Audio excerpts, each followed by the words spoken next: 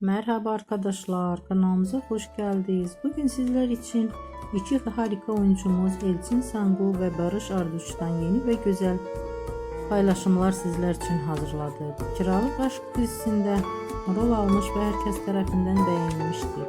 Biz de sizler için onların güzel ve romantik karelerini hazırladık. Bu videoların devamlı gelmesini istiyorsanız kanalımıza abone olup yorum yazmayı unutmayın.